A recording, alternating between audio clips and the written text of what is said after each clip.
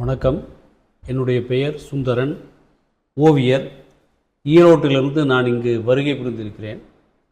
நான் வருகை புரிந்திருக்கிறேன் என்று சொல்வதை விட என்னை இந்த இடம் கவர்ந்து அழைத்திருக்கிறது. என்ன காரணம் என்றால், கலை என்பது ஒரு காலத்தில் மிகப்பெரிய மன்னர்களுக்கு அல்லது ஜமீன்தார்களுக்கு இது போன்ற உயர்குடியினர்களுக்குத்தான் சொந்தமாக இருந்தது. அவர்கள்தான் தங்களையும் கடவுளர்களையும் தங்கள் இல்லங்களுக்கு கொண்டு வந்து ஓவியர்கள் மூலம், பெரிய ஓவியர்கள் மூலம் காட்சிப்படுத்தி அதை பார்த்து ரசித்தார்கள். ஆனால் சாமானிய மக்கள்களுக்கும் நம் கடவுளர்களை கடவுள் மூலம் ஓவிய கலையை இல்லங்களுக்கே கொண்டு சேர்த்த பெருமை இந்த கேலண்டர் ஆர்டிஸ்ட் என்று நாம் வகைப்படுத்திய இந்த நாட்காட்டி ஓவியர்களைத்தான் சாரும். அதிலும் குறிப்பாக கொண்டையராஜ் அவர்கள் ஒரு மிகப்பெரிய ஓவிய பரம்பரையை ஏற்படுத்தி சென்றிருக்கிறார். அவருக்கு நிகராக ஒரு பெரிய ஓவிய மரபை இங்கு அமைத்தவர்கள் யார் என்று பார்த்தால் எனக்கு என்னுடைய சிற்றறிவுக்கு எட்டிய வகையில் யாரும் இல்லை. இந்த சித்த மருத்துவத்தை பற்றி ஒன்று குறிப்பிடுவார்கள். அவர்கள் தங்களுடைய ரகசியங்கள் வெளியே செல்லக்கூடாது என்பதற்காக யாருக்கும் எதையும் சொல்லித்தர மாட்டார்கள் என்று. ஓவிய மரபும் ஒரு காலத்தில் அப்படித்தான் இருந்தது. ஆனால் கொண்டையராஜ் ஐயா அவர்கள் மிக பரந்த மனப்பான்மையுடன் அடுத்த தலைமுறையை ஒன்றை உருவாக்கி சென்றார். இப்போது வரை ஓவியர்கள் அனுபவிக்கக்கூடிய கால மாற்றத்திற்கு ஏற்ற அறிவியல் தொழில்நுட்பத்தினுடைய வளர்ச்சிக்கு ஏற்ப ஓவியர்கள் தங்களை தகவமைத்துக் கொள்ள வேண்டும். அந்த வகையில் அவர்கள் நாடகத்திற்கு பின்புலம் வரைந்து கொண்டிருந்த காலத்தில் நாடகம் நலிவடைந்தது. ஆக தங்களை வேறு வகையில் தங்கள் ஓவிய திறமையை காட்ட முனைந்தார்கள். அப்பொழுதுதான் அவர்கள் கேலண்டர் என்று சொல்லக்கூடிய நாட்காட்டிக்கு வருகிறார்கள். அப்படி வருகின்ற பொழுது அவர் தான் மட்டும் ஓவியம் வரையாமல் கோவில்பட்டி என்ற சிறிய ஒரு கிராமத்தை, அந்த காலத்தில் அது அப்படித்தான் இருந்திருக்கு, 1945 காலகட்டங்களில் அப்படித்தான் இருந்திருக்கு.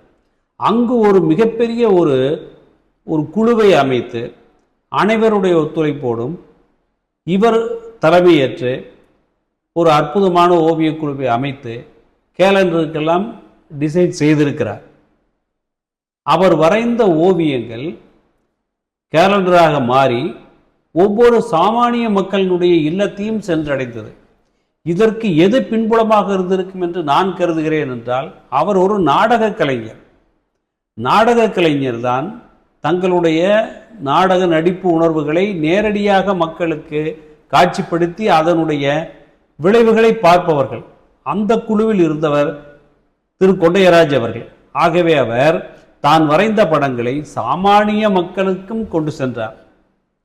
சாமானிய இல்லங்களில் வந்ததன் மூலமாகத்தான் என்னை போன்ற மிகச்சிறிய கிராமத்தில் இருந்தவர்கள் எல்லாம் ஓவியத்தின்பால் ஈடுபாடு கொண்டோம். அவர் வரைந்தது கடவுள் படங்களாக இருக்கலாம், ஆனால் அது கலையின் வெளிப்பாடு. பிரம்மாக்களையே வரைந்த பிரம்மாக்கள் இவர்கள்தான்.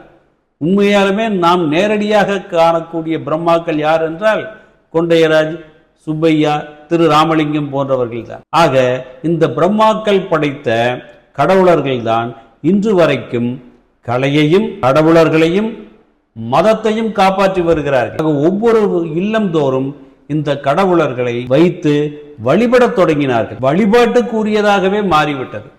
சாதாரண ஒரு காப்பித்தூள் கிடைக்கோ அல்லது வேறு ஏதாவது நகை கிடைக்கோ வரைந்த படங்கள் அவர்கள் வெறும் படங்களாக பார்க்காமல் தாங்கள் வழிபடுவதற்குரிய ஒன்றாக கண்டார்கள் என்றால் இவர்களுடைய கலையினுடைய உயர்வு அப்படி எடுத்து சென்றிருக்கிறார். கொண்டையராஜ் அவர்கள் ஒரு தனித்த பாணியை உருவாக்கினாலும் அவரிடம் பயின்ற திரு ராமலிங்கம் அவர்கள் அந்த பாணியை வேறு விதமாக மேலும் மெருகூட்டி போல்டு ஸ்ட்ரோக் என்று சொல்லக்கூடிய ஸ்ட்ரோக்குகளை முயன்று பார்த்து மிக வெற்றிகரமாக அதை செய்திருக்கிறார். கொண்டையராஜனுடைய மாணவர்களாக சுப்பையா, ராமலிங்கம் இவர்கள் இருந்தாலும் இவருடைய பாணி மிக தனித்த பாணி, என்னை கவர்ந்த பாணி. இதிலேயுமே நீங்கள் பார்த்தால் எனக்கு பின்புலத்தில் இருக்கக்கூடிய ராதை கிருஷ்ணனில் அந்த போல்டு ஸ்ட்ரோக்கை நாம் காண முடியும். அதே போல் அந்த முருகன் வரைந்த படங்களிலும் அவர் கண்ணனை வரைந்த படங்களிலும் அதனுடைய தாக்கத்தை நாம் காண முடியும். இப்படி அவர்கள் கடவுள் படங்கள் மூலம் எங்களை போன்ற கிராமப்புற ஒரு ஆர்வம் உள்ளவர்களை ஓவியர்களாக மாற்றினார்கள். இவர்கள் போன்றவர்களுடைய படங்களை பார்த்து வரைந்து ஓவியம் கற்றுக்கொண்டவர். நீங்கள் நினைக்கலாம், பத்திரிகைகள் எல்லாம் ஓவியங்கள் வந்ததே. ஆம், அவையெல்லாம் பெரும்பாலும் கருப்பு வண்ணங்களிலும் கோடுகளிலும் வந்தவை. தத்துரூபமான உருவமாக நாம் கண்டது இவர்கள் வரைந்த படங்கள் மூலமாகத்தான். ஆகவே அவர்களுடைய படங்கள் பல்லாயிரம் மக்களுடைய மனங்களிலும் பல ஓவியர்களுடைய உள்ளங்களிலும் இன்றும் நிலைத்திருக்கிறது. அவர்கள் வரைந்த அத்தகைய படங்களை காலத்தால் அப்படியே கரைந்து போகாமல் அதை காட்சிப்படுத்த வேண்டும் என்ற உணர்வோடு திரு ராமலிங்கம் அவர்களுடைய மகன் திரு ஜெயக்குமார் அவர்கள் மிக அற்புதமான ஒரு பணியை செய்திருக்கிறார்.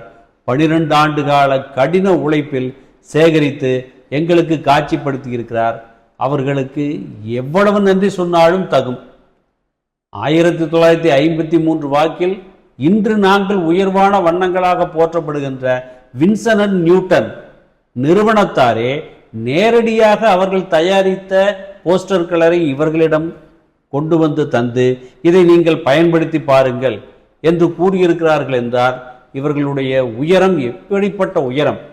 நாம் தமிழ்நாட்டில் இருக்கக்கூடிய நாம் மிக பெருமைப்படத்தக்க ஒரு செயல் இது. ஆக பொதுவாகவே கலை உலகில், ஓவிய உலகில் கேலண்டர் ஆர்டிஸ்டுகள் என்று ஒரு தாழ்வான ஒரு மதிக்கக்கூடிய ஒரு நிலையை பார்க்கிறோம். அப்படி அல்ல, அவர்கள் மிக உயர்ந்த கலைஞர்கள்.